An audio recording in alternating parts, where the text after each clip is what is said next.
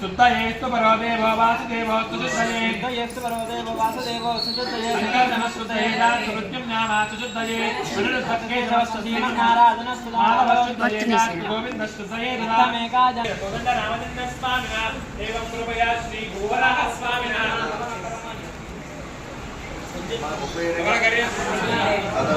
याग महोत्सवाराधनकर्मण पुण्यान् भवन्तो प्रपद्यो पुण्यान्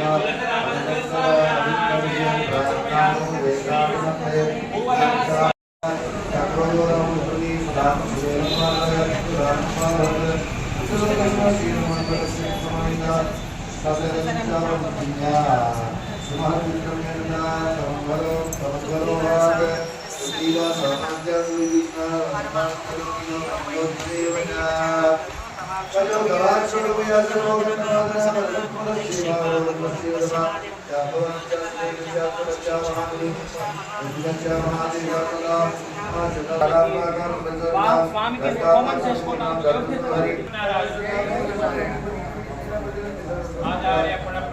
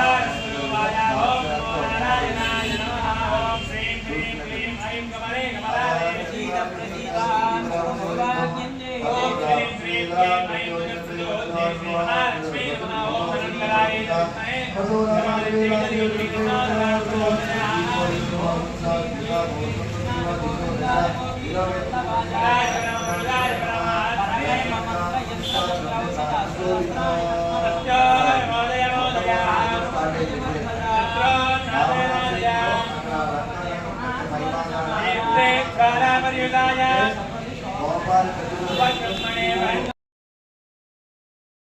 స్వామిగా విద్యావరాహ స్వామిగా మరియు హోమంలో వరాహ స్వామిగా మనం స్వామిని దర్శించుకోబోతున్నాము. శ్రద్ధగా దర్శించుకోండి. ఈ యొక్క 2 గంటల సమయం కూడా ఇతరత్ర ఆలోచనలు ఏమీ పెట్టుకోకుండా మనసులో భూవరాహ స్వామి మాత్రమే ధ్యానం చేసుకుంటూ కార్యక్రమం మీద దృష్టి పెట్టండి. జై శ్రీమన్నారాయణ.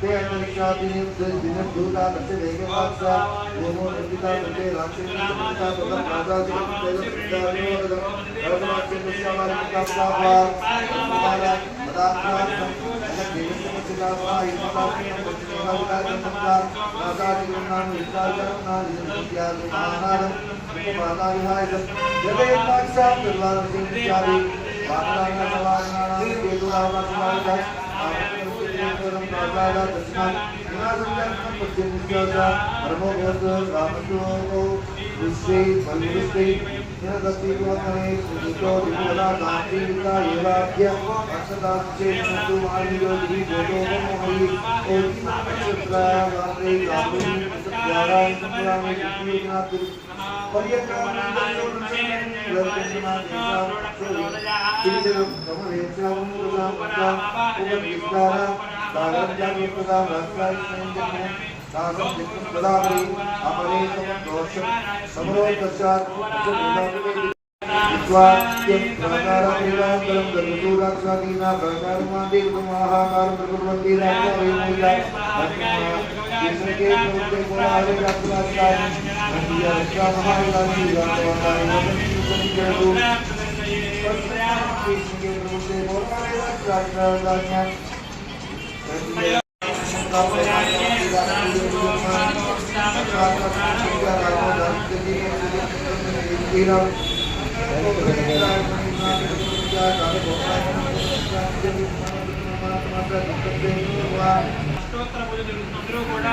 ఓం నమో భగవతే భూవరాహాయ నమః అనే నామాన్ని జపిస్తూ ఉండండి.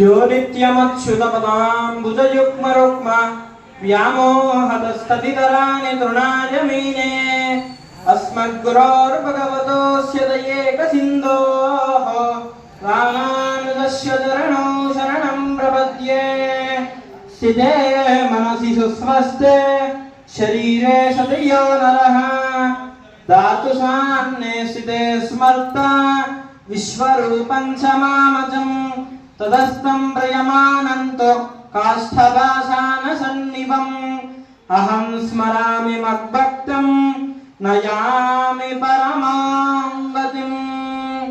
जय श्रीमन्नारायण। जय श्रीमन्नारायణ।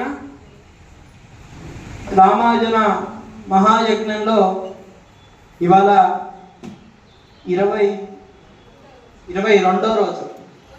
మొదటి రోజు మనము పునర్వసు నక్షత్ర సందర్భంగా పిరమాలకు అభిషేకం చేసుకొని రామాయణ పారాయణాన్ని ఆనాడు ఆరంభం చేసుకున్నాము. 22వ తారీఖు విశేషంగా సుదర్శన నారసింహ హవనాన్ని చేసుకున్నాం మనందరం కలిసి. అలానే 30వ తారీఖు పిల్లలందరికీ మంచి విద్య ఉండాలి, పెద్దవాళ్ళందరికీ కూడా మంచిగా ఉండాలని చెప్పేసి హయగ్రీవ స్వామి హవనాన్ని చేసుకున్నాం. ఇవాళ 4వ తారీఖు భూవరాహ స్వామి హోమం. భూవరాహ స్వామి హోమం అంటే ముందుగా మనం తెలుసుకోవాల్సిన కొద్ది ఉంది.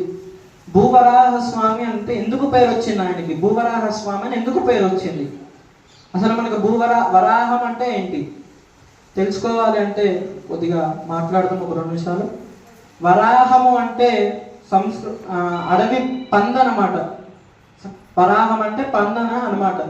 సో ఆది వరాహము అంటే ఆది సంస్కృత, ఆది అంటే సంస్కృతంలో తొలుతార్థం కాబట్టి ముందుగా మన వరాహస్వామిని ఎలా అవతరించారు అనంటే, హిరణ్యాక్షుడు అనే రాక్షసుడు అమ్మవారిని సప్త సముద్రాల కిందకి తీసుకువెళ్తే మన వరాహస్వామి బ్రహ్మ నాసిక నుంచి ఉద్భవించి తన కోరలతో అడవి పందికి మాత్రమే ఏమన్నా అంటే అవి ఏంటి, ఏం వాసన వస్తుంది వాటికే ఎక్కువ తెలుస్తుంది. సప్త సముద్రాలని కూడా తవ్వకుండా కిందకి వెళ్తే అప్పుడు భూదేవిని చూశారనమాట వరాహస్వామి. చూసినప్పుడు మామూలుగా అవతరించినప్పుడు ఆది వరాహస్వామి అడవి పంది అవతారంలో అవతరించారు. ఇప్పుడు మనకి ఇక్కడ ఆది వరాహస్వామి రూపం కనపడుతుంది మనకి. అప్పుడు వరాహస్వామి భూదేవిని తన భుజాల మీద ఎత్తుకొని ఈ సప్త సముద్రాల కింద నుంచి పైకి ఇట్లా భూలోకంగా వెళ్తూ ఉంటే స్వామి అందరూ కూడా స్వామికి భూవరాహ స్వామి అని అప్పుడు భూవరాహ స్వామి పేరు వచ్చిందనమాట. యజ్ఞవరాహ స్వామి ఎందుకు పేరు వచ్చింది? ఎటువంటి యజ్ఞాలు చేయాలి అంటే, యజ్ఞాది కార్యాలు చేయాలంటే వరాహస్వామిని ప్రార్థిస్తేనే యజ్ఞవరాహ స్వామి కానీ మనం ఎటువంటి హోమం కానీ చేసుకోగలదు. ఎందుకు అంటే ఇటువంటి హవనాన్ని చేసుకోవడానికి కారణం వారు భూవరాహస్వామి వారు. ఎందుకు అంటే మరి హోమం చేసినప్పుడు హోమంలో శుక్షువాలు అని ఆజ్యం వేయడానికి 2 ఉంటాయి. అవన్నీ ఎందుకు ఎలా వచ్చినాయి అంటే భూవరాహస్వామి కోడలే అవి 2. తర్వాత మరి దర్భ ఎక్కడి నుంచి వచ్చింది? దర్భ వరాహస్వామి వెంట్రుకలే దర్భ.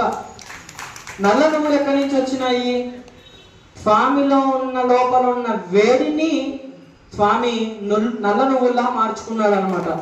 అప్పుడు స్వామికి యజ్ఞవరాహ స్వామి అని పేరు. శ్వేతవరాహం అంటే తెల్లగా ఉంటుంది, స్వేచ్ఛంగా తిరుగుతుంది. అంటే ఎప్పుడన్నా మామూలుగా వెలిసినప్పుడు ఏంటంటే స్వేచ్ఛంగా తిరగాలని ఉంటుంది అనమాట. అందుకనే స్వేచ్ఛంగా తిరుగుతారు. ఇంకోటి మనకి భూమాత అంటాం కాబట్టి భూవరాహస్వామిని భూ తండ్రి అనాలి. అది వేదము, శాస్త్రాలు, పురాణాలు చెప్తున్నాయి. ఎందుకు అంటే భూదేవిని రక్షించాలి కదా. మనం ఇట్లా ఉండడానికి కారణం ఎవరు? మనం ఇలా జీవిస్తున్నామంటే దానికి కారణం ఎవరు? వరాహస్వామి. కాబట్టి భూ తండ్రి కూడా ఉండాలి. అలానే ఒక చిన్న విషయం, భూ తండ్రి అని ఎందుకు అనాలంటే మన వరాహస్వామి మొట్టమొదటిగా పిండ ప్రదానం చేసింది మన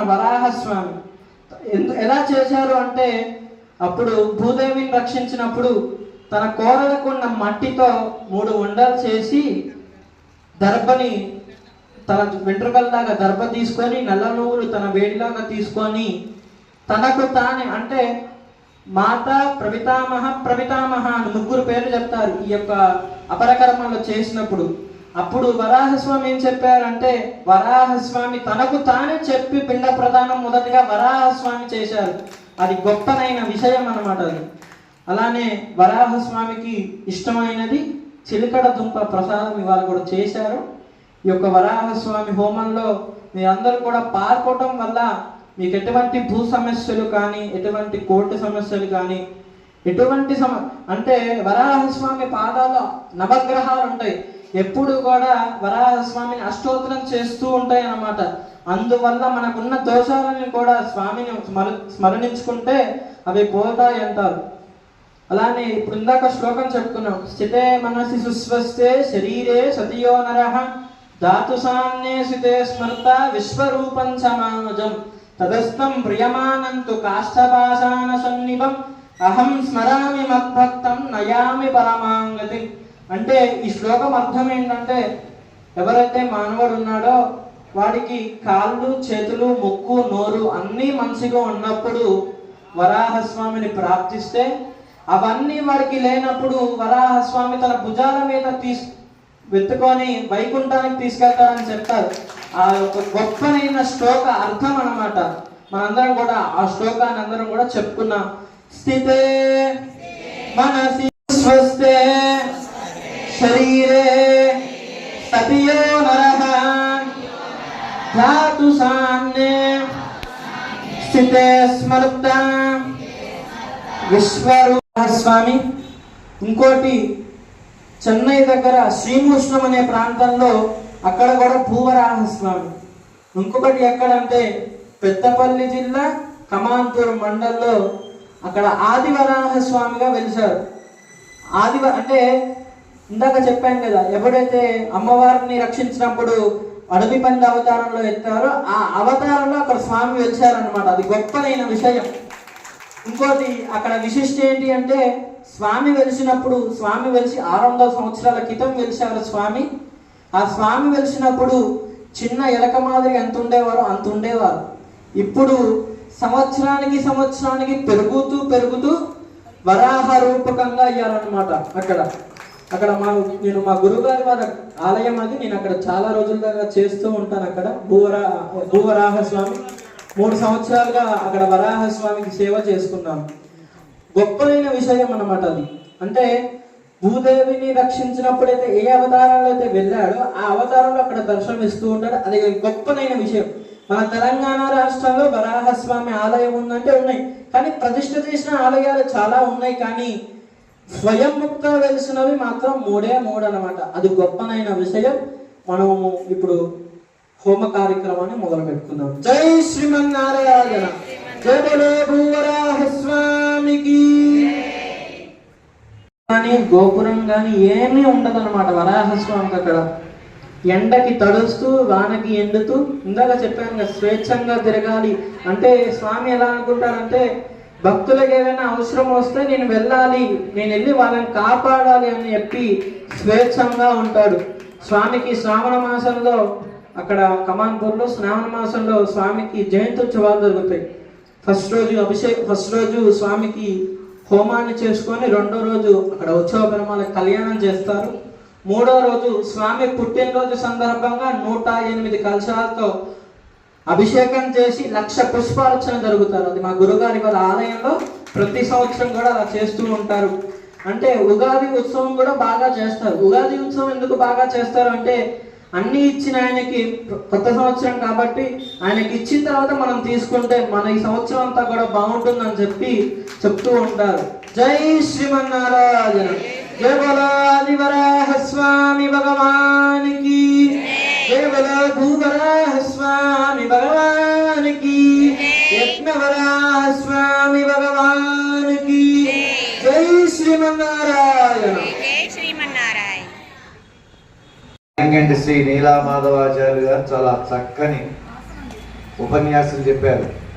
ఆదివరాహస్వామి యొక్క ఆవిర్భావం ఎలా జరిగింది, దేశంలో ఎలాంటి చోట్ల స్వయంభూగా ఎన్ని చోట్ల స్వామివారు ఉన్నారు, ఆయన యొక్క అవతార వైశిష్ట్యాన్ని చక్కగా వివరించి, ఎందుకంటే ఏదైనా ఒక హోమం చేసేటప్పుడు ఆ హోమం యొక్క ప్రాధాన్యత తెలిసిందనుకోండి, దాని గొప్పతనం తెలిసిన మరింత శ్రద్ధగా మనం ఆ హోమంలో పాల్గొనవచ్చు. అందుకోసం అని చెప్పి ప్రతి హోమానికి కూడా ఒక్కొక్క విశిష్టత ఉంది. ఒక్కొక్క హోమాన్ని నిర్వహించే వెనక ఒక్కొక్క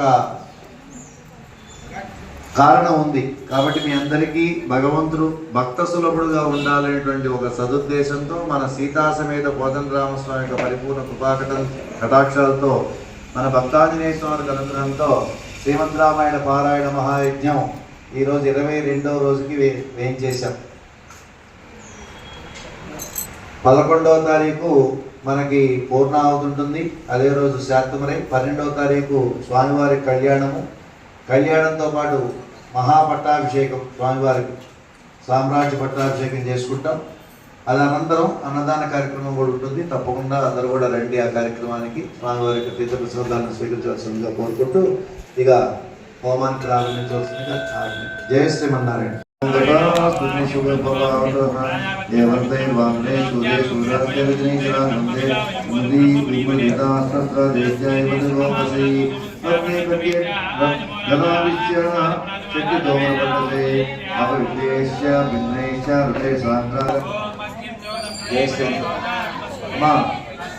హోమంలో పాల్గొనే వాళ్ళందరూ కూడా ఎవరైతే పేర్లు రాయించుకున్నారో, గోత్రనామాలు రాయించుకున్నారో వాళ్ళందరూ కూడా ఆ హోమ ద్రవ్యాలు తీసుకోండి.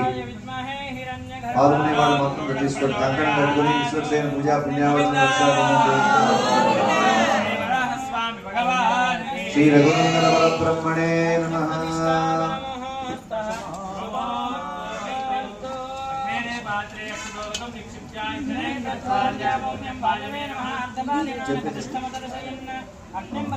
అద పంచచత్వారి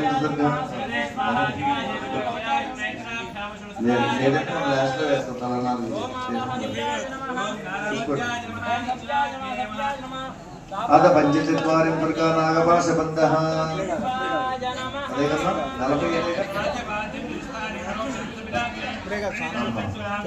అద చత్వారి ప్రకా నిశాయితవర్ణం విజదామేవ దేశాం దూతదావాం రక్షసాం రవిరస్తంగదోరాత్రి ప్రవృత్తాప్రణహాని జదామేవ దేశాం దూతదా వాన రక్షసాం రవిరస్తంగదోరాత్రి ప్రవృత్తాప్రణహాని అన్యోన్యం బద్ధవైరాణాం ఘోరాణాం ఏవం సుమలా ప్రసక్తా తస్మిన్ తమపి శుశ్రువే కాలా కాంచాసన్నా తస్మిన్ సమస్తి రాక్ష సంప్రాదర్శంగేంద్రదీప్తోషదివనాయ తస్మిన్ తమసి చుష్పారే రాక్షసా క్రోధముచితా పరిహేతు మహావేగా భక్షేంద్రమన్ ఏయా కాంచనా పీడాం భయాం చాగ్నిశ్చ సికోమా ఆప్లుచ్య రత్నే తీక్ష్ణే దీపగోపాలకార్యం మనరాధన్యుతే క్షోభయం నారాక్షీంజమో పుంజరాం పుంజరాలోహాన్ పదాకాద్వజినోర్దాన్ చక్షుర్షిచార్జునుశ్చ రతనే క్రోధముచితా లక్ష్మశ్చ విరామశ్చ స్తనే రాశీ విశోభమై దృశ్య రక్షాం జీవరాణి నిజదూతురంగ పురవిదస్తో అనదనే సముద్రతో నిరోధ కర్ణనేత్రాణి చితాం నీరజ వర్తమానే మహాఘోరే సంగ్రామే రోమర్షే రుధిరోధ మహాఘోర తస్మిన్ దేవాస రణోపమేహతానాం స్తనమానానాం రాక్షసానాం చ నిస్పనా శక్తానాం వానరాణాం చ సమభూమోతిదారిణా అతైర్వాగ్వీరేశ్చ శక్తిశూలా పరస్పతి నేదే పరదాగ్రైశ్చ రాక్షేకాం రువి శస్త్రపుష్పరాశి యుజ్యత్మేదిని దుర్జ్ఞేయా దుర్నివేశా చ సౌర్ణీత సావకంతమాసా బభూవానిశా కోనాంతి రాక్షస ఆహారిణీ కాళరాత్రియో భూతానాం సర్వేషాం త్రివిక్రమా తతస్తే రాక్షసపుత్ర తస్మిన్ స్తమసి దారుణే రామమేవాభివర్తన్న సంతుష్ట సర్వష్టిభిః తేషాం ఆపదతాం శ్రద్ధాం బుద్ధానాం విగజ్యతాం ఉద్వర్త శేషాయుషో భవన్ తత్ర కాంతి చిత్రాంగే శరీరజ్ఞేషు కోపమే విశిష్ట కారావిమలా విశిష్ట మహాబల రామనామంత బాణే వ్యాప్తం పత్రమండలం ఏ త్వన్యే రాక్షస భీమా రామస్య రంగే స్థితా దేవి నష్ట సమాసాద్య పతంగ ఇవ పావకం సువర్ణ పుంకై విషకై సంపదర్భి సహస్ర బహువారజని చిత్రా కద్యోదై రాక్షసానాం వినందయరీనాం చాపినిస్మనే సాభూవాని సాగోర భూయో ఘోరతరాజదాతే సత్యేన మాతా ప్రవృత్తేన సమవ్యాహ కర దివాచల ఘోరాంగుర మహాకాయ కాయాస్త సమస తుల్యవక్షస సంపరిష్య బాహువ్యా అంధకస్తూరనే శత్రుం యంతు वर्तमाने संग्रामे